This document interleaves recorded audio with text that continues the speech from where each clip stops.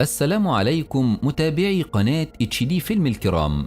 لا تلم الريح وأحبابك ورق. وبيبدأ مسلسلنا النهاردة في مدينة أمريكية بظهور الشرطة واقفة في الطريق بسبب حادثة، وبنشوف عربية جاية بسرعة جدا عليهم، فبيحاول الضابط يشاور لها علشان تقف، لكن العربية بتكون مصرة تكمل طريقها، وللأسف بتعمل حادثة وبتتقلب. وبنرجع 3 شهور علشان نعرف مين اللي في العربية وليه عمل الحادثة دي، وبنشوف مايلز الشاب الغير اجتماعي اللي في ثالثة ثانوي في البيت، ومامته عاملة له حفلة وداع علشان هينتقل لمدرسة داخلية، لكن للأسف مفيش أي حد من زمايله في مدرسته القديمة بيحضر. وبتسأله مامته عن السبب اللي خلاه مصر إنه يروح مدرسة داخلية، وبتشك إن القرار ده ليه علاقة بإنه ملوش أصحاب في مدرسته. وهنا بيقول لها بابا إن ده ذنبه هو، لأنه كان دايما يحكي له عن بطولاته في المدرسة دي. وبيبدأ مايلز يجهز كتبه وأغراضه علشان يروح المدرسة الجديدة، وفي نفس الوقت بتكون ألاسكا أشهر طالبة في المدرسة الداخلية بتجهز حاجاتها علشان ترجع للمدرسة. وبتوصل ألاسكا المدرسة، وهناك بتقابل ماريا صاحبتها، وبتقول لبول صديق ماريا انهم هيروحوا يشتروا مشروب لحد ما ينزل اغراضهم. وبيوصل مايلز وبتحاول مامته تقنعه انه لسه قدامه فرصة وممكن يرجع معاها، لكن بابا بيقول لها ان المدرسة دي بتساعد على بناء شخصية الاولاد. وبيقول لمايلز انه لما كان في المدرسة عمل اشهر مقلب وخبى جرس البرج هو وزمايله. وبعد كده بيوصل تشيب شريك مايلز في السكن واللي داخل المدرسة بمنحة تعليمية، ويعتبر تشيب من اشهر الطلاب اللي بيعملوا المقالب في المدرسة. وبيطلع تشيب ومايلز يتمشوا وبيتعرفوا على بعض، وهنا بيقابلهم كيفن ولو وفريقهم المنافس لتشيب في المقالب، ودايما بيكونوا بيتنمروا على تشيب بسبب انه قصير وفقير وداخل بمنحة، لكن تشيب بيرد عليهم باستمرار بمقالب قوية. وبعد كده تشيب بيعرف مايلز على زميلهم تاكومي، وبيطلب تشيب من مايلز يساعده في نقل حاجته. وبيقابلهم العميد سترانزر اللي الطلبة بيسموه النسر لانه على طول متحفز ومستني اي خطأ. وبيقول سترانزر لمايلز ان باباه كان من اشهر الطلاب في المدرسة، وبيحذره يعمل اي حاجة من الممنوعات والا هيتعرض للطرد. وبيروحوا بعد كده على اوضه ألاسكا، وبيقول له تشيب انهم بيخبطوا خبطه واحده ودي معناها ان الدنيا امان، لكن اذا خبطوا 3 خبطات فده معناه ان في خطر وان العميد موجود. وبيدخل مايلز فبيتفاجئ ان اوضه ألاسكا عباره عن مكتبه كبيره، وبيقول له تشيب يديها فلوس علشان تديهم سجاير، فبتقول لهم يسبقوها على المكان السري لانه ممنوع التدخين في المدرسه. وفي الطريق بيشوف تشيب بجعه في البحيره، فبيحذر مايلز منها لانها بتعض. وبتاخد ألاسكا المشروب والسجاير من عربيتها في السر، وبتروح تدفنهم علشان محدش يعرف مكانهم. وبيقعد تشيب في المكان السري مع مايلز، وبعد شوية بيقول له انهم لازم يرجعوا، لكن مايلز بيرفض يمشي، وبيقول له ان ألاسكا جاية دلوقتي ومش معقول تيجي ما تلاقيش حد. وهنا بيعرف تشيب ان مايلز معجب بيها، وبيستغرب منه جدا لانه لسه شايفها حالا. وبتوصل ألاسكا وبتقعد مع مايلز توري له كتاب من الكتب بتاعتها، وبتقول له انها بتحب الكتب جدا ومش بتقدر تشوف كتاب من غير ما تقراه. وبالليل بيرجعوا مع بعض على المدرسة، وفي نفس الوقت بتقعد ماريا وبول في اوضتها يدخنوا وبيكسروا القواعد. وطبعا بيمسكهم سترانزر وبيقول لبول انهم هينطردوا من المدرسة. وهنا بيقف بول وبيقول ان في جاسوس من الطلبة هو اللي بلغ عنهم، وبيقول تشيب انه مصدق كلام بول وانه اكيد في حد بلغ عنهم. وبيدخل الفصل علشان يحضروا حصة المدرس هايد، وهنا بيتعرف مايلز على لارا الطالبة الجديدة. وفي وقت الغدا بيقول تاكومي لتشيب ان عنده معلومات عن اللي حصل، فبيمشي معاه علشان لسه مش واثقين في مايلز. واول ما بيمشوا بيجي كيفن ولو علشان يطلبوا من مايلز انه يكون جاسوس على تشيب، وبيطلبوا منه يبلغهم بكل اللي بيخطط ليه، لكن مايلز بيقول لهم انه مش حابب يكون طرف في اي مشاكل. وهنا بيقولوا له انه ما ينفعش يكون حيادي ولازم ينضم لفريق منهم. وبيرجع مايلز الاوضه وبيلاقي تشيب بيجهز علشان هيقابل ساره، وبيقف يقول ان شكل الكرافات ده وحش جدا. وفي اللحظه دي بتوصل ساره اللي بتطلع هي اللي شاريها له هديه، وبتزعل ساره منه وبتمشي، لكن بعد شويه بتتصل تصالحه علشان يقابلها. فبيقول تشيب لمايلز ان علاقته هو وساره على طول متوتره، وبينام مايلز اول يوم، لكن بيتفاجئ ان في ناس مغطيين وشهم بياخدوه على البحيره، وهناك بيلفوه بورق التلاجة وبيرموه فيها. وهناك بيلاقي البجعه جايه عليه، فبيحاول يعوم زي حوريه البحر لغايه ما بيوصل للشط، وبيشوف باب اوضه ألاسكا مفتوح، فبيدخل يقول لها اللي حصل له، لكن ألاسكا بتقابله بطريقه مش كويسه وبتقفل الباب. وبيرجع مايلز الأوضة يحكي لتشيب اللي حصل، لكن بيتفاجئ إن كل طالب جديد بيعملوا فيه كده وإن ده شيء عادي. وبيقول له تشيب إن الحل حاجة من اتنين، يا يشتكي للعميد ووقتها هيكون جاسوس ومفيش حد هيكلمه، يا إما يرد المقالب بالمقالب. وبيبدأ مايلز يندمج مع ألاسكا وتشيب وتاكومي وبيبقى واحد من فريقهم. وبيشوف مايلز تشيب بيبيع واجب للطلبة وبياخد فلوس مقابل الورق ده. وهنا بيقول له تشيب إنه بيعتبر ده شغل، لأن سارة صاحبته غنية وأهلها بيعملوا حفلة كل ربيع ولازم يشتري بدلة كويسة. وفي وقت الغدا بتجيب سارة كيفن ولو وبتطلب من تشيب يعملوا هدنة، فبيقول له كيفن إنه كان جاسوس وبلغ عن بول وماريا وهم ردوا عليه والموضوع خلص على كده. لكن تشيب بينكر وبيقول لهم إنه مش هو الجاسوس وبيرفض أي هدنة بينه وبينهم. وبتقول لارا لمايلز إن عنده معلومات كتير جدا، فبيقول لها إنه بيحب يحفظ آخر كلام قاله المشاهير قبل ما يموتوا، وإنه قرأ كتب كتير جدا لأنه ما كانش عنده أصحاب. وبتلاحظ ألاسكا إن مايلز ولارا معجبين ببعض، لكن الحقيقة بتكون غير كده. وبيدخل المدرس هايد يبدأ الشرح، لكن بيلاحظ إن مايلز سرحان ومش مركز معاه، فبيقول له يطلع بره الحصة. وهنا بتقوم ألاسكا وبتطلع معاه وبيروحوا على المكان السري، فبيلاقوا إن تشيب وتاكومي هم كمان سابوا الحصة تضامنا معاهم. وبيقول تشيب إن فريق كيفن اتهموا إنه جاسوس ولازم يرد عليهم. وتاني يوم بتيجي سارة تكلم تشيب وبتقول له إنها عرفت إنه بيبيع الواجب للطلبة، فبيقول لها تشيب إنه لازم يعمل كده علشان يقدر يشتري بدلة للحفلة بتاعتها. وللأسف بتقول له سارة الحقيقة، وهو إنه مش هيقدر يظهر معاها لأن لازم يكون اللي معاها واحد من أولاد مؤسسي النادي، لكن يقدر إنه يحضر الحفلة زي أي شخص عادي. وبتاخدهم ألاسكا علشان تشيب يشتري البدلة، وبيرجعوا الأوضة يشوفوا شكل تشيب في البدلة. وهنا بتقول له ألاسكا إن دي فرصتهم علشان ينتقموا من كيفن والفريق اللي معاه. وبيبدأوا الخطة، وأول حاجة بيبنوا حيطة قدام باب أوضة كيفن ولو، اللي بيتفاجئ أول ما بيفتح الباب إنه بيلاقي الحيطة قدامه. وبيخدروا واحد منهم وبينقلوه بسريره بره الأوضة، وكمان بيحطوا صبغة في الشامبو بتاع كيفن ولو. وبنشوف العميد بيسأل تشيب ومايلز عن المقالب اللي حصلت، وبيحذرهم إن اللي هيطلع ليه علاقة بيها هيتفصل. وأول ما بيدخل تشيب الأوضة بيتفاجئ بإن بدلته اتقطعت، وبيقعد تشيب يفكر إزاي يجمع مبلغ تاني قبل الحفلة بسرعة. فبتقول له ألاسكا إنه ممكن يشتري بدلة مستعملة، وبالفعل بيقتنع تشيب وبيمشي. وفي اللحظة دي بتتفق ألاسكا مع مايلز وتاكومي إنهم يردوا بمقلب قوي. وبتروح ألاسكا توصل تشيب الحفلة، وبتقول له يفكر قبل ما يدخل لأن مامة سارة وباباها بيكرهوه، لكن تشيب بيكون عارف ده كويس لأنه فقير وهم أثرياء جدا. وبعد ما بينزل بتفتح ألاسكا لمايلز وتاكومي اللي بيكونوا مستخبيين في عربيتها، وبتبدأ البنات تجهز للحفلة. وفي نفس الوقت بتدخل ألاسكا والفريق من الشباك، وبيبدأوا المقالب. وبيحس لو وأصحابه بالتعب لأن ألاسكا حطت لهم دواء للمعدة في المشروب. وبيجي ميعاد الرقصة، فبتتفاجئ سارة إن لو مش موجود. وهنا بيحاول تشيب يرقص معاها، لكن باباها بيرفض وبيطلع هو معاها. وبتشوف ألاسكا اللي حصل، وبيبقى واضح إنها زعلانة علشان تشيب، وبتحاول إنها تخرج تاني هي ومايلز وتاكومي، لكن بيتفاجئوا إن الحراس مالوا المكان. وهنا بتضطر إنها تشاور لتشيب اللي بيتفاجئ بيهم، وعلشان يخرجهم كان لازم يتصرف تصرف جريء، فولع ورقة وشغل إنذار الحريق. وهنا اتفتحت رشاشات المية وكل الضيوف طلعوا يجروا، وجريت ألاسكا وأصحابها معاهم. وبيرجعوا أوضة تشيب يحتفلوا باللي عملوه، لكن بيتفاجئوا إن العميد لقى مفاتيح مايلز وبياخده علشان يحقق معاه. وبيحاول سترانزر إنه يقنع مايلز يقول على الشركاء بتوعه، لكن مايلز بيرفض إنه يعترف. وهنا بيبلغوا العميد إنه هيتحاكم قدام لجنة من الطلبة، وبيطلع يبلغ تشيب وزمايله بالقرار. وتاني يوم بيدخل مكتب العميد، وهناك بيتفاجئ بالفعل بوجود عدد من الطلبة ومنهم لارا بيوجهوا له الاتهامات اللي عملها. وفي نفس الوقت بيروح كيفن ولو لتشيب وبيعترفوا إنهم كانوا غلطانين لما قطعوا البدلة، وإن المقالب اتمدت جدا، وبيطلبوا هدنة تاني. وهنا بتقبل ألاسكا الهدنة، وبتقول لتشيب إنهم محتاجين المنحة. وبعد المداولة بتقرر اللجنة إن مايلز يشتغل أسبوعين في نظافة مطعم المدرسة عقابا ليه، وده لأنها أول سابقة بالنسبة له. لكن طبعا إذا اتكررت التهم هيكون مصيره الفصل. وبيطلع مايلز يبلغ أصحابه بالحكم. وهنا بيتفاجئ إن ألاسكا كانت واعدة لارا إنها تخلي مايلز يخرج معاها، وبيعترف تشيب إنه وعد الباقي يكتب لهم ورق الواجب مجانا. وبيتفاجئ مايلز باللي عملوه، لكن بيحس إنهم بالفعل ما تخلوش عنه. وفي اللحظة دي بتشوف ألاسكا العميد وهو بيراقبها، وهنا بتفتكر اليوم اللي شافها فيه وهي بتخبي الممنوعات في الغابة. وبكده تبقى ألاسكا هي الجاسوسة، لأن مش ممكن كانت تفضل في المدرسة بعد اختراقها للقانون. وبنشوف مباراة كرة السلة بين فريق المدرسة والفريق المنافس، وهنا بيقف تشيب يحمس المشجعين علشان يشجعوا أكتر. وبتلاحظ ألاسكا إن لارا ومايلز بيراقبوا بعض كتير، وهنا بتاخد ألاسكا مايلز وبتروح تعرفه على لارا علشان يتقابل معاها زي ما وعدتها. وبيقعد مايلز وقت الغدا يفكر مع زمايله هيقول للارا ايه، وفي اللحظة دي بيشاور واحد من الفريق المنافس لتاكومي علشان يكلمه، وبيطلع يقول له انه جاي يبلغه بحاجة مهمة علشان تاكومي يساعده في الامتحان، وبيقول له ان المدرب قال اللي هيعرف انه عمل مقلب هيطرده من فريق الباسكت، وكمان بيقول له انه كان بيكلم بول صاحبه اللي انطرد، وانه بلغه انه في جاسوس بالفعل ويعرف هو مين. وبيقعد تاكومي طول الحصة يبص على ألاسكا وهو مش مصدق انها تطلع الجاسوسة، وبتحس ألاسكا ان تاكومي عرف كل حاجة. وبالفعل بعد الحصص بيقابلها في اوضتها وبيقول لها ان بول وماريا هيحضروا مباراة كرة السلة اللي هتتم بالليل، والغريب ان مفيش اي حاجة بتبان على ألاسكا، وبتقول له ان ماريا وحشتها جدا. وبيروح مايلز لألاسكا علشان تكويله القميص بتاعه قبل المقابلة، وهنا بيوصل جيك صاحب ألاسكا اللي في الكلية، وبعد كده بياخدوا كلهم لارا من اوضتها وبيروحوا على الملعب. وهنا بتشوف ألاسكا ماريا مع الفريق التاني فبتشاور لها، لكن طبعا ماريا مش بترد عليها، وبيقف تشيب علشان يشتت انتباه المنافسين، فبيتضايق اللاعب وبيرمي الكرة عليهم، فبتيجي في دماغ مايلز وبيفقد الوعي، وبيطلع جيك ولارا مع مايلز اللي بيكون عنده ارتجاج. وبعد المباراة بتروح ألاسكا تسلم على ماريا، لكن ماريا بتواجهها وبتقول لها ان هي اللي بلغت عنها، وهنا الدنيا بتتقلب وبيتخانق تشيب مع كيفن ولو علشانها، لكن العميد بيتدخل في الموضوع وبيبعدهم عن بعض، وبتطلع ألاسكا وهي زعلانة جدا، فبيروح جيك وراها وبيقول لمايلز ان لارا هتوصله المستشفى، وبتقول سارة لتشيب انه متعمد يعمل مشاكل لغاية ما هيخسر المنحة بتاعته، وان ألاسكا هي بالفعل الجاسوسة اللي بينهم. وهنا بيطلب تشيب من تاكومي انه يدافع عنها معاه، لكن بيتفاجئ ان تاكومي هو كمان عارف ومصدق. وبنشوف ألاسكا مع جيك في أوضة المبنى الجامعي، وبتوصل فيونا زميلته في الكلية وبتقول انهم كان عندهم حفلة، وبيحاول جيك انه يقول ان ألاسكا تعبانة علشان تمشي، لكن ألاسكا بتقول انها كويسة جدا وهتحضر الحفلة. وفي نفس الوقت بتكون سارة مع تشيب وبتحاول تقنعه انه غلطان، وان ألاسكا خلاص هتسيب المدرسة ولازم يتخلى عن مساعدتها، لكن تشيب بيحاول يفهمها انها صاحبته وانه مش مصدق الكلام ده. وهنا بتقرر سارة انها تقطع علاقتها بيه، وبيكون مايلز في المستشفى مع لارا منتظر دوره علشان يكشف، وبتحكي له لارا عن طفولتها في رومانيا وانهم هاجروا لامريكا، لكن باباها ومامتها مش بيعرفوا يتكلموا انجليزي كويس، وان هي حاسه انها مسؤوله عنهم لان هي اللي بتتعامل مع كل حاجه. وهنا بيطلع هايد وبيشوفهم وبيقول لهم انه كان عنده كشف هو كمان لانه مريض. وفي نفس الوقت بتكون ألاسكا في حفله جيك وبتلاحظ انه طول الوقت مع فيونا، وبيروح تاكومي لتشيب اللي بيكون زعلان جدا ومتضايق من تاكومي علشان ما دافعش عن ألاسكا، وهنا بيقول له انه شافها يوم طرد بول وماريا خارجه من مكتب العميد، ولما سالها ما قالتش سبب مقنع، لكن هو لانه كان واثق فيها ما اهتمش. وفي الوقت ده بتكون ألاسكا تعبانه جدا من الشرب، وبتقول لفيونا انها مش بتتاثر بيه ابدا، وقبل ما تمشي بتقول لها ان هي وجيك مناسبين لبعض، وبتركب مع واحده في الطريق وبتنزل قدام كافيه. وفي اللحظه دي بتكون لارا راجعه بمايلز على المدرسه، وهنا بيشوف مايلز ألاسكا قاعده لوحدها، فبينزل يسالها عن جيك وبيفتكر انها اتخانقت معاه، لكن ألاسكا مش بتقدر تواجهه بالحقيقه، وبتروح تركب معاهم علشان ترجع المدرسه، وبيقابلهم العميد على البوابه، فبتنزل ألاسكا علشان تروح معاه، وبيحس مايلز ان في حاجه غلط، فبيقف يراقب بيت العميد وبيشوفه وهو بيكلم ألاسكا وشكلها منهار. وبنشوف ألاسكا بتقول للعميد انه وعدها ان مفيش حد يعرف حاجه، لكن دلوقتي كل المدرسه عرفت حقيقتها وانه هو السبب في اللي حصل لها، لكن العميد بيقول لها ان هي السبب في اللي وصلت له لانها جابت ممنوعات في المدرسه وهي عارفه العقوبه. وهنا بتترجى ألاسكا انه ما يفصلهاش علشان مش هتقدر ترجع تعيش مع باباها تاني، فبيقول لها العميد ان الموضوع في ايديها وعليها انها تستحمل لقب الجاسوسه. وبيرجع مايلز الاوضه بيلاقي تشيب زعلان جدا وبيقول له ان ساره سابته، وبيحكي له تشيب على اللي حصل وهو مش موجود. وفي نفس الوقت بترجع ألاسكا على اوضتها تلاقي مكتوب الجاسوسه على باب الاوضه، وبتبدا ألاسكا تتعامل مع لقبها الجديد، وبتكون لوحدها خالص مفيش حد بيرضى يكلمها، وحتى اصحابها فقدتهم، وبتبدا تتعرض للتنمر من باقي زمايلها وطبعا مش بتقدر تعترض. وهنا بيروح مايلز على باب اوضتها علشان يشيل كلمه جاسوسه، وبتشوفه لارا وبتقرر انها تساعده، وبتقول ان حتى اذا ألاسكا غلطت مش معقول هتتحاسب على غلطه طول السنه. وبتشوفهم ألاسكا وبتقرر انها تروح تكلم مايلز، وبالفعل بتروح له الاوضه تصحيه، وبيسالها ليه عملت كده، لكن ألاسكا مش بتجاوبه، وبتقول له انها هتقعد في العيد في المدرسه لوحدها، وبتطلب منه يقضي العيد معاها وما يرجعش لاسرته. وبيروح مايلز يسال تشيب وتاكومي، فبيقولوا له ان ألاسكا مش بترجع البيت ابدا، وان كل سنه واحد فيهم بيقضي العيد معاها. وبيقول تشيب ان لو مايلز قعد معاها هم مش هيكلموا يكلموه تاني لانه كده هيبقى في صفها، وبيقول مايلز انه اكيد مش هيقعد معاها، وبيروح يكلم مامته وباباه علشان يبلغهم انه هيرجع في العيد. لكن بعد ما بيقفل بيتصل جيك يسأل على ألاسكا، وهنا بيعرف مايلز ان ألاسكا سابت جيك، فبيقرر انه يعتذر لباباه ومامته وبيروح يقول لها انه هيقضي العيد معاها. وبتيجي ميعاد الاجازه وبيمشي تشيب مع مامته، وبيحذر تاكومي ومايلز من ألاسكا قبل ما يمشي، لكن مايلز بيقضي مع ألاسكا الاجازه وهو سعيد جدا. واول حاجه بتعملها ألاسكا بتروح تشتري مشروبات كتير وبتدفنها في الغابه، وبيركبوا مركب وهي بتقرا في قصه بتحبها، لكن بيشوفهم هايد وهم بيشربوا في الغابه، فبيقرر انه يعزمهم عنده وبيقول لهم انه مش هيبلغ عنهم. وبتساله ألاسكا عن قرايبه، فبيقول لها انه عنده اخين لكن من زمان جدا ما شافهمش لخلاف بينهم، وانه مش متجوز وما عندوش اولاد. وفي نفس الوقت بيكون تشيب مع مامته بيشتروا اكل العيد، فبتلاحظ انه منفعل ومتضايق جدا، فبتساله عن السبب، وهنا بيضطر انه يحكي لها كل حاجه. لكن مامته اول ما بتعرف ان مايلز وألاسكا هيقضوا العيد لوحدهم بتقرر تعزمهم عندها. وفي نفس الوقت بتكون ألاسكا ومايلز لسه قاعدين مع السيد هايد اللي بيحكي لهم عن حياته من وهو صغير. وبتروح ألاسكا تقعد مع مايلز في الغابه، وبيقول لها ان جيك اتصل بيها كتير جدا، لكن ألاسكا بتقول له انهم خلاص مش مناسبين لبعض. وهنا بيعترف لها مايلز انه بيحبها، فبتقرر ألاسكا انها لازم تكلم جيك وتصارحه انها مش هتكلمه تاني، وبتشكره على دعمه ليها طول الوقت اللي فات. وبترجع تقول لمايلز انها خلاص سابت جيك. وبيروح تشيب تاني يوم يصحيهم وبيقول لهم ان مامته عزماهم على الغدا، وبالفعل بيرجعوا معاه على بيته، وبيتضح انه عباره عن بيت متنقل، وبيجهزوا الاكل وبيطلعوا يتغدوا مع بعض. وبيقول مايلز ان ده احسن اكل اكله في حياته. وبعد الغدا بيدخلوا يساعدوا مامة تشيب في غسيل الاطباق، وهنا بتبدا الحفله وبيرقص تشيب مع مامته. وبتلاحظ ألاسكا قد ايه مامة تشيب انسانه طيبه. وبعد كده بتقول لها مامته ان تشيب واخد شويه صفات من باباه، وانها عرفت اللي حصل وانه زعلان منها، لكن هي متاكده انهم هيتصالحوا تاني. وبترجع ألاسكا تحاول تكلم تشيب، لكن بيقول لها ان اللي عملته مش ممكن يسامحها فيه، لانها ممكن تبلغ عنه هو كمان لمجرد انها تنقذ نفسها. لكن ألاسكا بتقول له ان بول وماريا اهلهم اغنياء، وانها كانت عارفه انهم يقدروا يساعدوهم، لكن هي كانت هتتفصل وتخسر المنحه بتاعتها. وهنا بيقول لها تشيب ان مفيش مبرر للي عملته، وبيطلب منها تبعد عنه وعن مايلز. وبترجعهم مامة تشيب تاني يوم للمدرسه، لكن قبل ما يوصلوا بيطلب تشيب من ألاسكا تنزل علشان مش عايز حد يشوفها معاه. وهنا بتنفعل مامته جدا وبتقول له انه في حاجه اسمها المسامحه، لكن تشيب بيقول لها انها فضلت تسامح بابا لغايه ما ضربها وسبب لها كدمه في عينيها. وهنا بتقول له مامته ينزل من العربيه ويرجع هو كمان ماشي زي ألاسكا. وبنشوف تشيب اللي قاعد هيتجنن علشان عايز سجاير، وطبعا الوحيده اللي كانت بتهربها له هي ألاسكا اللي مش عايز يكلمها. وهنا بيفكر تشيب مع تاكومي ومايلز عن طريقه يشتروا بيها من السوبر ماركت اللي بره المدرسه من غير ما حد يمسكهم. وفي اللحظه دي بيشوف مايلز لارا، فبيفكر انها ممكن تساعدهم، لكن تاكومي بيقول له انها اكيد مش هتقبل تساعده في حاجه ضد القانون. وبيروحوا الثلاثه على المحل يجربوا بنفسهم، وهناك بيشوفوا ألاسكا قاعده لوحدها، لكن مش بيكلموها وبيدخلوا على طول. وطبعا مش بيرضى صاحب المحل ان يديهم حاجه، وبيطلعوا يلاقوا ألاسكا سايبالهم 3 علب. وهنا مش بيقدر تشيب يمنع نفسه وبياخدهم، لكن في اللحظه دي بيوصل كيفن ولو، وبيقولوا لتشيب انهم عرفوا انه عزم ألاسكا عنده في العيد، وبيحذروهم يتعاملوا معاها تاني، وبيقولوا انها هتاخد جزاء اللي عملته. وبيقعد تشيب وتاكومي في المدرج مع مايلز وهم بيفكروا ازاي يحذروا ألاسكا، لكن مايلز بيقول لهم ان ألاسكا تقدر تتصرف لوحدها ومفيش داعي يتدخلوا في الموضوع ده. وبيبدأ العميد يتكلم عن حفلة الكريسماس، وهنا بتعلن المدرسة هولي عن ميعاد الحفلة وسعر التذاكر. وبيقرر مايلز انه يعزم لارا على الحفلة، وبالفعل بيروح مايلز وبيحاول انه يشتري تذكرتين ليهم مع بعض، لكن لارا بتعتذر له وبترفض. وهنا بيقول لها انه هيشتري التذكرة وهيثبت لها قبل الحفلة انه يستحق تروح معاه. وبتروح ألاسكا تقعد مع السيد هايد في الغابة لوحدها، وبتقول له انها مش هتسبب له اي ازعاج، لكن بعد اللي حصل مش لاقيه اي حد تقعد معاه. فبيقول لها هايد انها تقدر تقعد زي ما هي عايزه طالما هتكون هاديه. وبيسهر مايلز يقرا في تاريخ رومانيا علشان يبهر لارا، وفي نفس الوقت بتكون ألاسكا بتقرا في كتاب قبل ما تنام. وهنا بيقول تشيب لمايلز انه مش قادر ينام من وجع الضمير، لانه عارف ان في حاجه بتترتب ضد ألاسكا ومش قادر يحذرها. وبيطلع تشيب يسهر بره الاوضه، وفي نفس الوقت بتكون ألاسكا نامت، وبنشوف وصلة ميه حد دخلها من شباك اوضتها. وللاسف بتصحى ألاسكا تلاقي الاوضه غرقانه وكل الكتب بتاعتها باظت. وبيصحى تشيب على صوت ألاسكا وبيروح يبلغ مايلز باللي حصل. وهنا بيتقابل مايلز مع تشيب وتاكومي في اوضه ألاسكا، وبيقول تشيب إنهم لازم ينتقموا من كيفن ولو، لكن مايلز بيرفض إنه يشترك معاهم وبيمشي. فبيقعد تشيب يشرح لتاكومي وألاسكا الخطة اللي هيعملوها، وبيبدأوا التنفيذ. وبياخد تشيب مفتاح أوضة كيفن ولو وبيعمل نسخة زيها بالظبط. وفي نفس الوقت بتراقب ألاسكا كيفن وبتفتح المراية بتاعتها وهو بيكتب الباسورد وبتقدر تعرفها. وفي اللحظة دي بيرجع تاكومي المفاتيح من غير ما حد يحس بيه. وفي نفس الوقت بيكلم مايلز لارا تاني وبيطلب منها تروح معاه الحفلة، وأخيرا بتوافق لارا. وبيروح تشيب يطلب من العميد أجازة يوم علشان هياخد تاكومي وألاسكا يتغدوا عند مامته. وبيوافق العميد على الأجازة، لكن بيقول له إنه هيتصل بمامته الأول. وبالفعل بتساعد مامة تشيب ابنها وبتقول للعميد إنها عزماهم على الغداء. وبيقول لهم العميد إنه موافق، لكن كان يحب يشوفهم في الحفلة لأنه هيكون حاضر فيها. وبتقول ألاسكا لتشيب إن كده خطتهم باظت لأن العميد هيكون موجود في الحفلة. فبيقول لها تشيب إنه بالعكس ده كده هيبقى أفضل لأنهم هيقدروا يراقبوه. وهنا بتسأله ألاسكا مين فيهم اللي هيراقبه، وطبعا بيكون كلامه على مايلز، لكن مايلز بيرفض يساعدهم. فبيفهموا تشيب إن الموضوع سهل ومش مطلوب منه أكتر من إنه ينور الكشاف مرتين باتجاه أوضة الكمبيوتر، ده إذا شاف العميد أو كيفن طالعين من الحفلة. وبيضطر مايلز إنه يوافق لأنه مفيش بديل. وبيجي يوم الحفلة وبيقابل مايلز لارا، وبنفس الوقت بيكون تشيب مع ألاسكا في أوضة لو وكيفن بينفذوا المقلب. وبيراقب مايلز العميد، وأول ما بيشوفه بيتحرك وبيروح وراه بسرعة، لكن بيطلع يطلب أغنية ماكارينا علشان يرقص عليها. وهنا بتقول له لارا إن الرقصة دي سهلة جدا وبيروحوا يرقصوها. لكن في اللحظة دي بيشوف مايلز لو وسارة طالعين من الحفلة، فبيسيب لارا وبيجري علشان يلحق ينبه أصحابه. وبالفعل بيشوف تاكومي الإشارة وبيقدر إنه يقفل الكمبيوتر ويستخبى بسرعة قبل ما لو يشوفه. وبيرجع مايلز لارا في الحفلة، لكن بتكون لارا عرفت إنه بيرتب لحاجة. وهنا بيضطر مايلز إنه يقول لها إنه كان بيساعد تاكومي في موضوع بسيط، لكن هو مبسوط جدا بوجوده في الحفلة معاها. وبيكملوا رقص مع بعض، لكن بيلاحظ العميد إن لو وسارة مش موجودين، فبيروح يدور عليهم. وبيطلع وراه مايلز وبيبعت الإشارة بسرعة. وبيكون العميد وهولي رايحين يدوروا على سارة ولو في أوضة سارة. وفي نفس الوقت بيكون تشيب وألاسكا بيكتبوا رسالة سخرية لموقع الكلية اللي مقدم فيها لو وكيفن علشان ينتقموا منهم. وهنا بيوصل تاكومي وبيقول لهم إن سارة ولو راحوا على الغابة. وهنا بيتجنن تشيب وبيقوم علشان يروح وراها. وبيشوفوا مايلز، لكن بيضطر يروح أوضة لو علشان يحذر ألاسكا إن العميد جاي. وبتطلب ألاسكا من مايلز إنه يساعدها في تمويه العميد على ما تبعت الرسائل. وبالفعل بيطلع مايلز مع تاكومي على الغابة وبيولعوا ألعاب نارية. وفي اللحظة اللي بيكون العميد هيفتح باب أوضة لو ويمسك ألاسكا، بتنطلق الألعاب النارية في السماء، وبتقدر ألاسكا تبعت الرسالة وبتساعدها لارا. وفي نفس الوقت بيكون تاكومي ومايلز قدروا يهربوا من العميد، لكن بتشوفهم البجعة المتوحشة وبتجري ورا مايلز وبتعضه. وبنشوف تشيب في المخبأ السري بيحكي لألاسكا ولارا اللي عمله في لو، وبيقول لهم إنه قلد صوت العميد، فطلع لو يجري وساب سارة لوحدها. وفي اللحظة دي بيدخل تاكومي مع مايلز وبيقول لهم إن البجعة عضته. وبيطلع تاكومي علبة إسعافات أولية علشان يطهر الجرح. وبعد ما مايلز بيهدى بتعرض عليهم ألاسكا يلعبوا لعبة، وبتقول إن كل واحد هيحكي عن أحسن يوم في حياته وأسوأ يوم في حياته. وبالفعل بيبدأوا اللعبة، وبيقول مايلز إن اليوم ده هو أحسن يوم في حياته لأنه مر فيه بحاجات كتير عمره ما جربها قبل كده. وبتقول ألاسكا إن أحسن يوم في حياتها كان عندها 8 سنين، اليوم ده راحت فيه مع مامتها حديقة الحيوان. وبيجي دور لارا، فبتقول إن أحسن أيامها أيام ما خدت جايزة في الشعر، لكن تاكومي مش بيرضى يحكي عن أحسن يوم في حياته. وآخر دور بيكون تشيب اللي بيقول إن أحسن يوم لسه ما جاش، لكنه هيكون اليوم اللي هيشتري فيه لمامته بيت كبير ويوصلها فيه بعربيته. وبيجي دور أسوأ يوم، وبيقول تشيب إنه كان اليوم اللي باباه سابهم فيه، وإنه فضل منتظره كتير لكن للأسف مرجعش ولا حتى علشان يقول له السبب. وبيقول مايلز إن أسوأ يوم كان يوم مباراة كرة قدم مامته أجبرته يشترك فيها، وإنه ما كانش لاعب كويس لكن حاول إنه يجيب جون، وللأسف بعد ما جاب الجون اكتشف إنه جابه في الفريق بتاعه. وبيحكي تاكومي عن أسوأ يوم في حياته كان يوم وفاة جدته، لأنه كان رايح يقضي معاها أجازته، لكن للأسف وصل لقاها بتتحرق. وهنا بتقول لارا إن أسوأ يوم مرت بيه يوم سفرها من رومانيا لأنها سابت كلبتها. وبيجي دور ألاسكا، وبتقول إن أسوأ أيامها كان تاني يوم ما راحت حديقة الحيوان مع مامتها، لأن مامتها وقعت في المطبخ وكانت دماغها بتنزف، وهي قعدت جنبها لحد ما مامتها ماتت، وللأسف كان المفروض تطلب الإسعاف. وبعد فترة رجع باباها لقى مامتها ماتت، ومن يومها وهو بيلومها على موتها. وبتطلع ألاسكا تقعد لوحدها، فبيطلع وراها مايلز وبتقول له إن ده السبب اللي خلاها بقت جاسوسة، لأنها مش عايزة ترجع البيت وتقعد مع باباها. فبيقول لها لها مايلز إنها مش غلطانة وإنها كانت مجرد طفلة، وبتحلم ألاسكا بمامتها وآخر يوم قضيته معاها. وبنشوف تشيب وتاكومي علاقتهم بتتحسن تاني بألاسكا وبيرجعوا أصحاب، وفي نفس الوقت علاقة مايلز بلارا بتبقى أقوى، لكن بتفضل دايما نظرة مايلز لألاسكا مختلفة. وبعد الحصة بيطلعوا يلاقوا سارة مستنية تشيب وبتقول له إن الإدارة عرفت باللي عمله لأن في واحد من مجلس إدارة الجامعة صاحب والد لو، فبيحاول تشيب ينكر إن هو اللي كتب المقالات، لكن سارة بتقول له إنهم متأكدين. وبالفعل بيشوف تشيب بابا لو وكيفن ومعاهم أشهر محامي في المدينة وصلوا المدرسة، وبتكون ألاسكا في المخبأ مع تاكومي بتتكلم معاه عن مايلز وعلاقته بلارا، وهنا بتقرر إنها ترجع تكلم جيك، وبالفعل بتتصل بيه لكن صاحبته فيونا هي اللي بترد عليها وبتقول لجيك إن ألاسكا اتصلت بيه. وفي نفس الوقت بيقعد تشيب في مكتب العميد وبيقول له إنه لازم يتفصل من المدرسة بسبب اللي عمله، لكن تشيب بيحاول ينكر علاقته بالموضوع. فبيقول له العميد إن في واحدة شافته كانت رايحة أوضتها تغير هدومها بعد ما العصير اتدلق عليها، وشافته هو طالع من أوضة لو ورايح على الغابة. وبيقول له العميد إنه ارتكب أكتر من جريمة، منهم جريمة انتحال شخصية لو، وبيطلب منه يعترف بجريمته ويودع أصحابه في هدوء. وفي نفس الوقت بتروح ألاسكا تسلم سؤالها لهايد اللي هيناقشوه في الحصة اللي جاية، وبياخد تشيب عربية ألاسكا وبيروح يزور مامته وبيقول لها إنه عمل حاجة كبيرة وهيتعاقب عليها. وبيرجع مايلز على الأوضة يلاقي كل أصحابه زعلانين، وهنا بيسألهم عن اللي حصل، فبيقول تشيب إنه اتفصل. وبتفتكر ألاسكا أول يوم دخل فيه تشيب المدرسة وكيفن ولو اتنمروا عليه بسبب إنه قصير، وإنها أخدت تشيب قبل ما يتخانق معاهم وقالت له إنها هتعلمه طريقة الانتقام في المدرسة، وبيقعدوا كلهم يفكروا مع تشيب في طريقة يقدروا يساعدوه بيها، وللأسف مش بيلاقوا أي حاجة. فبيقول تشيب إنه هيروح يعترف باللي عمله ويمشي بهدوء. فبيروح مايلز على أوضة العميد علشان يتكلم معاه، وبيحاول مايلز إنه يقنع العميد يشوف أي حل لتشيب، وبيقول له إنه في احتياج للمنحة دي، لكن العميد بيقول إن تشيب هو اللي اداهم الفرصة إنهم يطردوه مع عدم التزامه بالقوانين. وفي نفس الوقت بتكون ألاسكا بتقول إنها بتفكر تعمل تمثال برونزي على شكله علشان تفضل ذكراه في المدرسة، لكن تشيب بيقول لها إنه بمجرد ما يمشي كل حاجة هترجع عادي والدراسة هتشتغل وكل واحد فيهم هيشوف مستقبله وكأن مفيش حاجة حصلت وإنه هو بس اللي خسر. وبينفعل تشيب على ألاسكا وبيقول لها إن هي السبب في اللي حصل له، لأن هي اللي قالت للعميد على بول وماريا، وبسبب كده انتقم منها كيفن ولو، ولو ما كانش ساعدها في الانتقام كان زمانه لسه في المدرسة. فبتقول له ألاسكا إنها هتروح تعترف للعميد بكل حاجة، لكن تشيب بيكون عارف إنها مش ممكن هتعمل كده لأنها مش عايزة ترجع لباباها. وفي نفس الوقت بتقابل لارا مايلز وهو راجع من عند العميد، وبتقول له إنه مكبر الموضوع جدا وإنه المفروض يفرح إنه ما اتمسكش مع تشيب. وهنا بيشوفها مايلز على حقيقتها الأنانية وبيقطع علاقته بيها، وبتطلع ألاسكا من أوضة تشيب وهو زعلان منها. فبتقابل مايلز وبتحكي له اللي حصل من تشيب، فبيقول لها إنه كان متضايق وأكيد دلوقتي هدي وممكن ترجع معاه تعتذر له وتصالحه. وبالفعل بيرجعوا لكن بيلاقوه نام، فبينقلوه سريره وبيسهروا مع بعض. وبيقدر مايلز أخيرا إنه يقرب من ألاسكا ويقول لها إنه بيحبها هي من أول مرة شافها فيها، وبيتفاجئ إن ألاسكا هي كمان بتحبه، وبتقول له إنها سابت جيك علشانه وبتودعه علشان تروح أوضتها، لكن بعد دقايق بترجع بسرعة وبتقول له إنها لازم تمشي من المدرسة حالا، وبتكون في حالة غريبة جدا كأنها واحدة تانية مش هي اللي كانت لسه موجودة، وبتطلب منهم يشتتوا العميد على ما تقدر تخرج بسرعة. وبالفعل بيقول تشيب لمايلز إنه هيولع ألعاب نارية عند بيت العميد وهو يروح يفتح لها البوابة، وبالفعل بتمشي ألاسكا من المدرسة. وبيروح العميد تاني يوم يصحي مايلز وتشيب وبيطلب منهم يتجمعوا في الصالة الرياضية علشان في اجتماع، وبالفعل بيروحوا وبتكون كل المدرسة هناك ما عدا ألاسكا. وهنا بيسأل العميد الأول عن الحضور قبل ما يبدأ بالكلام، فبيقول مايلز إن ألاسكا مش موجودة وبيطلب من العميد يستنى لحد ما توصل، ولما حاول العميد يتكلم بيقطعه مايلز وبيترجاه يستنى ألاسكا لما توصل. فبيسكت العميد للحظات وبيقول إن ألاسكا مش هتيجي لأنها خرجت بالليل من المدرسة وهي سايقة بسرعة عملت حادثة وماتت. فبيتصدم مايلز ومش بيستوعب اللي بيسمعه، وبيقول للعميد إنها بتحب تعمل مقالب وإن ده أكيد مقلب، وللأسف بيقول له العميد إنه شافها بنفسه وإنها ما كانتش في وعيها. وبيجهز تشيب حاجته علشان يمشي وبيروح يبلغ العميد إنه ماشي، وبيفقد تشيب أعصابه وبيقول إنه هو اللي ساعدها تمشي بالليل وإنه يستحق إنه يتفصل مرتين من المدرسة لأنه السبب في موتها. وفي نفس الوقت بيكون مايلز في المخبأ وبيفتكر ألاسكا وهي بتصطاد، وبيوصل تاكومي وبيلحقوا قبل ما ينزل البحيرة. وبيجي تشيب يقول لهم إن العميد رجعوا المدرسة، وهنا بيسألهم تاكومي عن اللي حصل، فبيقولوا له إنها فجأة اتغيرت وطلبت منهم يساعدوها بيخلوها تمشي بسرعة، وهم ما تخيلوش إنها ممكن تكون مش قادرة تسوق. فبيحس تشيب بالذنب وبيقوم يمشي، وبيروح مايلز أوضته وبتتصل بيه مامته كتير وللأسف مش بيرد، وبيفضل زمايله يلزقوا له ورق علشان يعرف إن مامته اتصلت. وفي نفس الوقت بيفضل تشيب يمشي وهو مش حاسس بالوقت، وفجأة بتمطر الدنيا عليه، وهنا بيفوق وبيلاقي نفسه بعيد جدا عن المدرسة. فبيرجع، وبالليل بيروح تاكومي بالعشاء لمايلز وبيقول له إنه عارف إنه ما أكلش حاجة طول اليوم. وهنا بينهار مايلز وبيقول إنهم السبب في موت ألاسكا، وإنهم المفروض ما كانوش يسمحوا لها تخرج في الحالة دي. وبيسأل تاكومي على تشيب، فبيقول له مايلز إنه مرجعش، وبيروحوا ياخدوا لارا علشان يدوروا عليه. لكن أول ما بيركبوا العربية بيلاقوه وصل، وبتتقلب المدرسة الجو من الاكتئاب. وبيطلب هايد من الطلبة يدوروا على إجابة سؤال ألاسكا اللي بيكون عن الحياة وإزاي يقدروا يخرجوا منها وهي زي المتاهة. وفي وقت الغدا بتروح سارة تبلغ تشيب إن أهل كيفن ولو اتنازلوا عن الشكوى بعد اللي حصل لألاسكا، وإنه هيكمل معاهم في المدرسة. وبتقول له إنهم هيروحوا الجنازة، فبيقول لها تشيب إنه هيروح مع مايلز وهيقابلها هناك. وبيجهز مايلز لكن مش بيلاقي كرافات مناسب، فبيروح يطلب واحدة من هايد، وبيلبسه هايد الكرافات اللي لبسها يوم جنازة أعز صديق ليه. وبيقول له إن كل حاجة في الدنيا هتزول مش ألاسكا لوحدها. وبتاخدهم لارا على الجنازة، لكن بيفضل مايلز طول الطريق يفكر في اللي حصل. وهنا بيفتكر إن ألاسكا جالها تليفون وردت عليه، وبعد كده اتغيرت وأصرت إنها تخرج، لكن هو مش عارف مين اللي كلمها. وبيوصلوا الجنازة يلاقوا باباها قاعد قدام التابوت وبيعيط، وبيقول إنها طلبت منه إذا ماتت يقفل التابوت بتاعها لأنها مش عايزة حد يفتكرها وهي ميتة. وبيوصل أتوبيس المدرسة بالطلبة كلهم علشان يحضروا الجنازة، وبيقعد العميد قبل ما ينزل وبيقول إنه كان بيحاول يحميهم، وإن كان كل أمنياته إنه يساعدهم علشان يعدوا أي خطر في السن ده، لكن للأسف فشل في مهمته وخصوصا مع ألاسكا. وبيقعدوا في المطعم وكل الطلبة بيتكلموا عن ألاسكا واللي عملوه معاها، لكن تشيب الوحيد اللي كان شايف إن باباها هو أكبر مذنب في حقها، لأنه لو ما كانتش رافضة تعيش معاه ما كانتش بقت جاسوسة وتعرضت لكل اللي حصل لها. وبيقوم تشيب يمسكه وبيواجهه بحقيقته وإنه هو اللي دمر ألاسكا، وبيبعدوه عنه بالعافية. وبتقول له مامته إزاي يكلم واحد فقد بنته بالطريقة دي، لكن بيتفاجئوا كلهم إن باباها بيعترف إنه بالفعل كان غلطان وإنه حملها أكتر من طاقتها. وبيطلع جيك وفيونا يكلموا تشيب قبل ما يمشوا، وهنا بيقول جيك إنه حاسس بالذنب لأنه اتصل بيها قبل ما تموت، ومش عارف إيه اللي قاله خلاها اتغيرت فجأة وسابت التليفون. وبيسألوه عن المكالمة وكل اللي قاله، فبيقول جيك إنه قال لها إن اليوم ده الذكرى التانية على صداقتهم، وفي اللحظة دي اتحولت ألاسكا وهو مش فاهم ليه. وبيرجع تشيب وتاكومي ومايلز على المخبأ يفكروا في كلام جيك، فبيقول تشيب إن ضميرها أنبها علشان جيك كان فاكر ذكرى صديقتهم وهي نسيتها، فراحت علشان تصالحه. لكن مايلز مش بيكون مقتنع بالكلام ده لأنه متأكد إنها كانت بتحبه. وفي نفس الوقت بيحلق العميد شنبه بعد ما حس إنه لازم يبقى قريب للطلاب وزي صاحبهم مش مدير مدرسة بيخافوا منه. وبيروح تشيب مع مايلز على أوضة ألاسكا علشان يفضوها من أي ممنوعات قبل ما العميد يدخلها، لكن مايلز بيروح يكلم باباه ومامته الأول وبيطمنهم عليه، وبعد كده بيرجع يساعد تشيب وبيشوف الكتب بتاعتها، لكن بيلفت نظره أهم كتاب كانت دايما بتحب تقراه وبيفتحه. وهنا بيتفاجئ إنها معلمة على سطر إجابة لسؤالها، وهو إن الخروج من المتاهة بيحتاج الانطلاق للأمام في خط مستقيم. وهنا بيفهم مايلز إن ألاسكا انتحرت، وبيبدأ مايلز يدور على علامات الانتحار، وبالفعل بيلاقي منها حاجات كانت ألاسكا بتعملها. وفي المطعم بيقول تشيب إن الموضوع كله بقى واضح جدا، وإنها انتحرت بسبب إحساسها بالذنب علشان نسيت جيك. وهنا بينفعل مايلز وبيقول إنها كانت بتحبه ومش ممكن تعمل كده، وللأسف بينفعل تشيب عليه وبيقول له إنه هو اللي واهم نفسه بكده. وهنا بيتخانق مايلز معاه وبيمشي، وبعد الحصة بيروح تشيب يعتذر لمايلز على اللي قاله، وبيقرروا يكملوا بحث في قضية موتها. وبالفعل بيروحوا على قسم الشرطة، وبيدعي تشيب إنه قريبها، وبيسأل الضابط اللي شاف الحادثة عن اللي حصل بالظبط، فبيقول له إنه حاول يوقفها لكن هي فضلت سايقة بسرعة جنونية وفي خط مستقيم بطريقة غريبة، لأنه شاف ناس كتير شاربين وكانوا بيقدروا ينحرفوا بالعربية. لكن ألاسكا كانت ماشية بإصرار غريب، وبيطلبوا منه ياخدوا نسخة من التقرير يمكن يقدر يفيدهم بحاجة، وبيتعاطف معاهم الضابط وبيوافق يديهم نسخة منه. وبيقرروا يعملوا تجربة علشان يعرفوا إذا كانت ألاسكا بالفعل مش في وعيها، وبيروحوا يشتروا المشروب من المحل، وبيوافق صاحب المحل يديهم في المرة دي لأنه كان عارف ألاسكا. وبعد كده بيروح تشيب ومايلز البيت العميد علشان يشغلوه لغاية ما تاكومي ياخد جهاز قياس نسبة الكحول من أوضته، وبيرجعوا على الأوضة يبدأوا التجربة، وبيفضل تشيب يشرب لغاية ما بيوصلوا للنسبة اللي كانت في دم ألاسكا. وهنا بيفقد تشيب تشيب الواعي مش بيقدر حتى يقعد مش يسوق عربية. وتاني يوم بيكلم مايلز باباه ومامته، لكن فجأة بيشوف على الحيطة رسمة لزهرة الياسمين، وهنا بيفتكر إن ألاسكا كانت على طول بترسمها، وكمان كانت عندها منها كتير في أوضتها. وبيروح على الأوضة يشوف التقرير، وبالفعل بيلاقي إن كان في زهور ياسمين بلاستيك في العربية. وبيسأل تشيب إيه السبب اللي يخليها تاخد الزهور دي وتمشي بيها، فبيقول تشيب إنها ممكن كانت واخداها علشان تصالح بيها جيك. وبيقرروا يروحوا يسألوا جيك تاني، وبيكلموا مايلز وبيقولوا على الزهور دي. فبيقول له جيك إن أول مرة شافها كانت على الجسر بتعيط، وكانت حاطة زهرة في شعرها. فبيفكر تشيب في السبب اللي يخلي ألاسكا تحط زهرة ياسمين في شعرها، وبيقول إنها أكيد كانت راجعة من فرح أو جنازة. وهنا بيفهم مايلز اللي حصل، وبيروح يدور على معلومات عن مامة ألاسكا، وبالفعل بتطلع إنها ماتت في اليوم ده، وإن ذكرى صداقتها مع جيك هي نفسها ذكرى وفاة مامتها. وعلشان كده انفعلت وكانت زعلانة جدا لأنها نسيت الذكرى بتاعتها، وأخدت الزهور علشان تروح بسرعة تحطها على قبرها. وللأسف عملت الحادثة وماتت. وبيقول لهم تاكومي إن مهما عملوا مش هيقدروا يحلوا لغز موتها. وبتقول لارا إن النتيجة في كل الأحوال إنها ماتت، ولازم يتعاملوا مع الواقع ويبطلوا بحث عن أسباب مش هتساعدهم في شيء. وبيروح تشيب يقضي الكريسماس مع مامته، وفي نفس الوقت بيرجع مايلز على بيته. وبتحاول مامته تكلمه، لكن مايلز مش بيكون قادر يتخطى ألاسكا. وبيتصل مايلز بتشيب يبلغه إنه مش هيرجع المدرسة وهيروح مدرسته القديمة، وبيقعد يقرأ كتاب ألاسكا. وفي الوقت ده بيتفاجئ تشيب إن أستاذ هايد جاي يحضر الكريسماس معاهم، وبتقول له مامته إنها طلبته علشان يساعده يتخطى المرحلة دي. وبعد ما بيقرأ مايلز الكتاب بيلاقيه بيتكلم عن الإصرار والطموح، فبيقرر إنه يرجع المدرسة وما يهربش من الواقع. وبتقدم المدرسة كرسي باسم ألاسكا علشان تفضل ذكرها موجودة، لكن بيتجمع لارا وتشيب ومايلز وتاكومي علشان يفكروا في حاجة لذكراها. وبيقرروا يعملوا مقلب لأن ألاسكا بتحب المقالب. وبيروح تاكومي يطلب من صاحب المحل يساعده، وفي نفس الوقت بيروح تشيب يكلم سارة، وبيكلم مايلز باباه وبيطلب منه يساعده في مقلب قوي زي اللي عمله زمان. وبيروح مايلز مع سارة يقابلوا العميد، وبيقولوا له إن في دكتور مشهور صاحب بابا مايلز عايز يقول كلمة في ندوة المدرسة. وبيوافق العميد وبيتصل بيه، لكن اللي بيرد بيكون بابا مايلز. وبيجي يوم الندوة واللي بيدخل يمثل دور الدكتور بيكون صاحب المحل، وبدل ما تكون ندوة تعليمية بتتقلب لحفلة راقصة. وبيطلع العميد معاهم، والغريب إنه بيكون اتغير فعلا، وبيقول لهم إن المقلب ده كأن ألاسكا هي حقيقي اللي عاملاه. وبيكتب مايلز مقالة أستاذ هايد عنه وعن أصدقائه والتجربة اللي كسب منها كتير. وبيروح مع تشيب مكان الحادثة يودعوا ألاسكا، وبعد كده بياخدوا الكرسي بتاعها من المدرسة وبيودوه المخبأ بتاعهم، وبتفضل ذكرها قدام مايلز على طول. وبكده بينتهي مسلسلنا النهاردة. ما تنساش تدعمنا بلايك وتكتب لنا رأيك في كومنت علشان توصل لك كل ملخصات HD فيلم.